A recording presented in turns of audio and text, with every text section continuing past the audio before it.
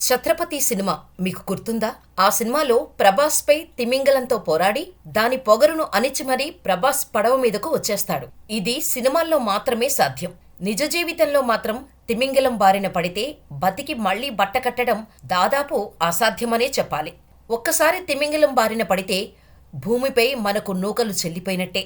ప్రాణాల మీద ఆశలు వదులుకోవాల్సిందే. కానీ సినిమా రేంజ్లో ఓ వ్యక్తి మీద తిమింగలం దాడి చేసి మింగేస్తే బతికి బయటపడ్డాడు. ఇదెలా సాధ్యమైంది? తిమింగలం మింగేసిన వ్యక్తి మళ్లీ బయటకు రావటం సాధ్యమేనా? ఇది ఎలా సాధ్యమైంది? ఎందుకు తిమింగలం మింగి బయటకు ఊసేసింది? అసలు కారణమేంటి? చిలీకి చెందిన అడ్రియన్ సిమాన్కాస్ అనే యువకుడు తండ్రి డెల్తో కలిసి పటగోనియా తీరానికి వెళ్లి అక్కడ కయాక్ తీసుకొని సముద్రంలోకి వెళ్లారు. కయాక్ అంటే ఒక చిన్న పడవ లాంటిది. ఇందులో ప్రయాణించే వారిని కయాకర్ అంటారు. ఆడ్రియన్కు కయాకర్గా సముద్రంలో విహరించటం అంటే ఇష్టం. అందుకే తన తండ్రితో కయాకర్తో సముద్రంలో విహరించటం మొదలుపెట్టాడు.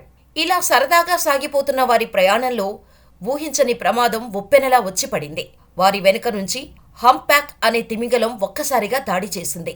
ఇది గమనించిన తండ్రి కొడుకులు ప్రాణాలు కాపాడుకోవటానికి నీళ్లల్లోకి దూకే ప్రయత్నం చేశారు. తండ్రి డెల్ కిందకు దూకేశాడు. కానీ ఆడ్రియన్ సిమాన్కాస్ మాత్రం కయాకులోనే ఉండిపోయాడు. దీంతో ఆ భారీ తిమింగలం పసుపు రంగులో ఉన్న కయాక్తో సహా ఆడ్రియన్ సిమాన్కస్ను మింగేసింది. భయంతో కంగారుగా ఎలాగోలా తీరానికి చేరుకున్న ఆడ్రియన్ తండ్రి డేల్ భయంతో కేకలు వేస్తూనే వీడియో తీయటం ప్రారంభించాడు. ఆడ్రియన్ కూడా ఒక తన ప్రాణం పోయినట్టేనని భావించాడు. తిమింగలం మింగిన వెంటనే ఆడ్రియన్ గమనించిన మొదటి విషయం జిగురు లాంటి పదార్థం. ఆ పదార్థం చూసిన వెంటనే ఆడ్రియన్కు అర్థమైంది, నేను తిమింగలం నోటిలో ఉన్నాను, ఇక ఇదే నా చివరి రోజు అని. కానీ ఉన్నట్టుండి తిమింగలం పడవతో పాటు ఆడ్రియన్ను బయటకు ఊసేసింది. తిమింగలం ఎలాంటి దాడి చేయకుండా కిందకు విడిచిపెట్టడంతో బ్రతికిపోయాన్రా దేవుడా అనుకుంటూ ప్రాణాలతో బయటపడ్డాడు. బోటుతో పాటు ఆడ్రియన్ నీటిపైకి ఒక్కసారిగా రావటంతో తండ్రి డ్రెయిల్ ఊపిరి పీల్చుకొని ఆడ్రియన్కు ధైర్యం చెప్పి ఒడ్డుకు తీసుకువచ్చాడు. ఇలా తండ్రి కొడుకులు ఇద్దరూ క్షేమంగా బయటపడ్డారు.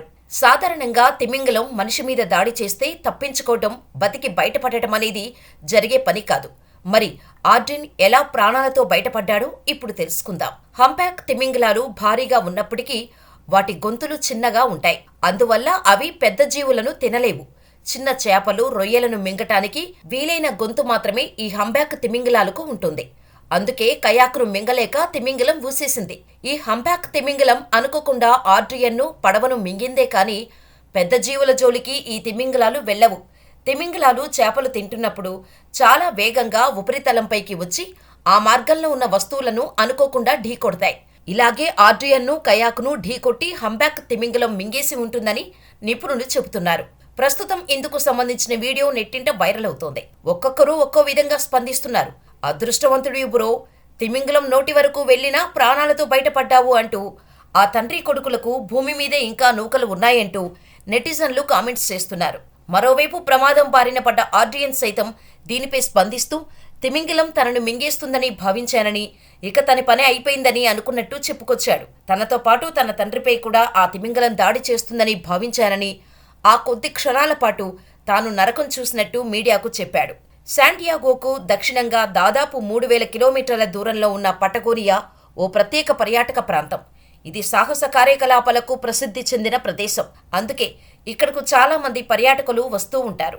ఇక్కడ అనేక మంది నావికులు, ఈతగాళ్లు, అన్వేషకులు సాహసాలు చేస్తుంటారు.